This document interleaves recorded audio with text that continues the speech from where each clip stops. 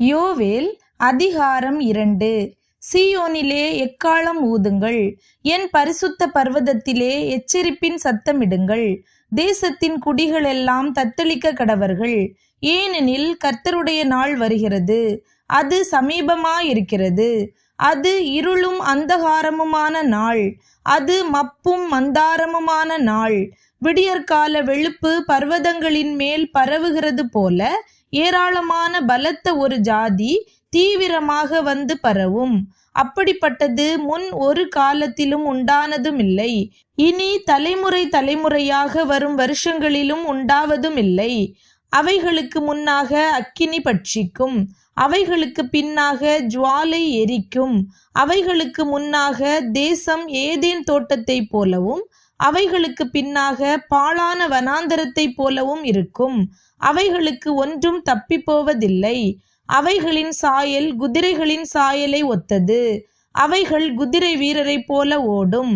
அவைகள் ஓடுகிற இரதங்களின் இரைச்சல் போலவும், செத்தைகளை எரிக்கிற அக்கினி ஜுவாலையின் இரைச்சல் போலவும், யுத்தத்துக்கு ஆயத்தப்பட்ட பலத்த ஜனத்தின் இரைச்சல் போலவும் பர்வதங்களுடைய சிகரங்களின் மேல் குதிக்கும். அவைகளுக்கு முன்பாக ஜனங்கள் நடுங்குவார்கள், எல்லா முகங்களும் கருகி போகும். அவைகள் பராக்கிரமசாலிகளைப் போல ஓடும், யுத்த வீரரைப் போல மதிலேறும். வரிசைகள் பிசகாமல் ஒவ்வொன்றும் தன் தன் அணியிலே செல்லும். ஒன்றை ஒன்று நெருக்காது, ஒவ்வொன்றும் தன் தன் பாதையிலே செல்லும். அவைகள் ஆயுதங்களுக்குள் விழுந்தாலும் காயம் படாமற் போகும். அவைகள் பட்டணம் எங்கும் செல்லும், மதிலின் மேல் ஓடும், வீடுகளின் மேல் ஏறும். பலகணி வழியாய் திருடனைப் போல உள்ளே நுழையும். அவைகளுக்கு முன்பாக பூமி அதிரும், வானங்கள் அசையும். சூரியனும் சந்திரனும் இருண்டு போகும், நட்சத்திரங்கள் ஒளி மழுங்கும். கர்த்தர் தமது சேனைக்கு முன் சத்தமிடுவார். அவருடைய பாளையம் மகா பெரிது, அவருடைய வார்த்தையின்படி செய்கிறதற்கு வல்லமை உள்ளது. கர்த்தருடைய நாள் பெரிதும் மகா பயங்கரமுமாயிருக்கும், அதை சகிக்கிறவன் யார்? ஆதலால் நீங்கள் இப்பொழுதே உபவாசத்தோடும் அழுகையோடும் புலம்பலோடும் உங்கள் முழு இருதயத்தோடும் என்னிடத்தில் திரும்புங்கள் என்று கர்த்தர் சொல்லுகிறார். நீங்கள் உங்கள் வஸ்திரங்களை அல்ல, உங்கள் இருதயங்களை கிழித்து உங்கள் தேவனாகிய கர்த்தரிடத்தில் திரும்புங்கள்.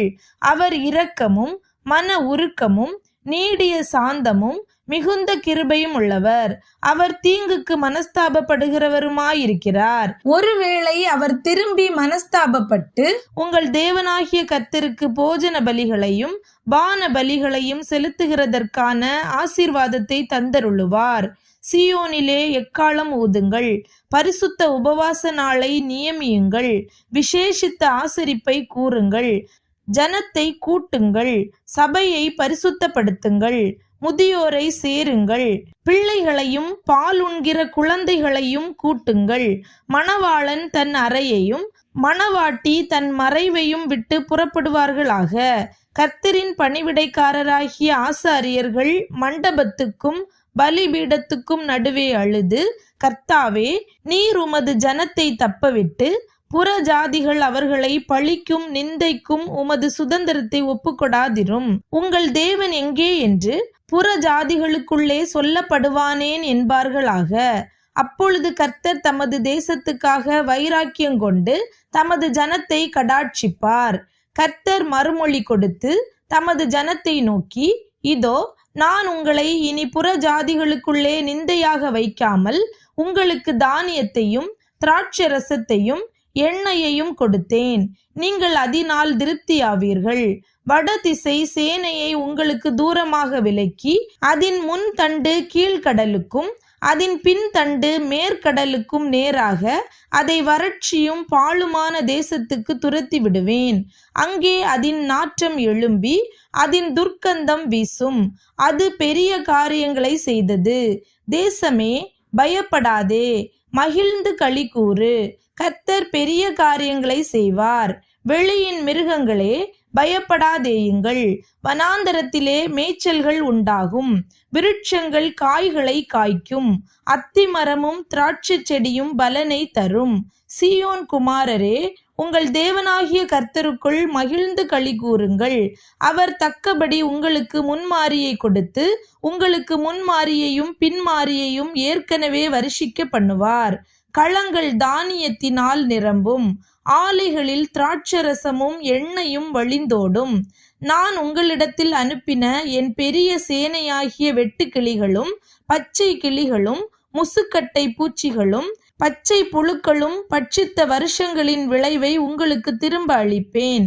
நீங்கள் சம்பூரணமாக சாப்பிட்டு திருப்தியடைந்து உங்களை அதிசயமாய் நடத்தி வந்த உங்கள் தேவனாகிய கர்த்தருடைய நாமத்தை துதிப்பீர்கள். என் ஜனங்கள் ஒருபோதும் வெட்கப்பட்டு போவதில்லை. நான் இஸ்ரவேலின் நடுவில் இருக்கிறவர் என்றும் நானே உங்கள் தேவனாகிய கர்த்தர், வேறொருவர் இல்லை என்றும் அறிந்து கொள்வீர்கள். என் ஜனங்கள் ஒருபோதும் வெட்கப்பட்டு போவதில்லை. அதற்கு பின்பு நான் மாம்சமான யாவர் மேலும் என் ஆவியை ஊற்றுவேன். அப்பொழுது உங்கள் குமாரரும் உங்கள் குமாரத்திகளும் தீர்க்க தரிசனம் சொல்லுவார்கள். உங்கள் மூப்பர் சொப்பனங்களையும் உங்கள் வாலிபர் தரிசனங்களையும் காண்பார்கள். ஊழியக்காரர் மேலும் ஊழியக்காரிகள் மேலும் அந்நாட்களிலே என் ஆவியை ஊற்றுவேன். வானத்திலும் பூமியிலும் இரத்தம் அக்கினி புகை ஸ்தம்பங்களாகிய அதிசயங்களை காட்டுவேன். கர்த்தருடைய பெரிதும் பயங்கரமுமான நாள் வரும் முன்னே சூரியன் இருளாகவும் சந்திரன் இரத்தமாகவும் மாறும். அப்பொழுது கர்த்தருடைய நாமத்தை தொழுது கொள்ளுகிறவன் எவனோ அவன் ரட்சிக்கப்படுவான். கர்த்தர் சொன்னபடி சீயோன் பர்வதத்திலும் எருசலேமிலும் கர்த்தர் வரவழைக்கும் மீதியாயிருப்பவர்களிடத்திலும் ரட்சிப்பு உண்டாயிருக்கும்.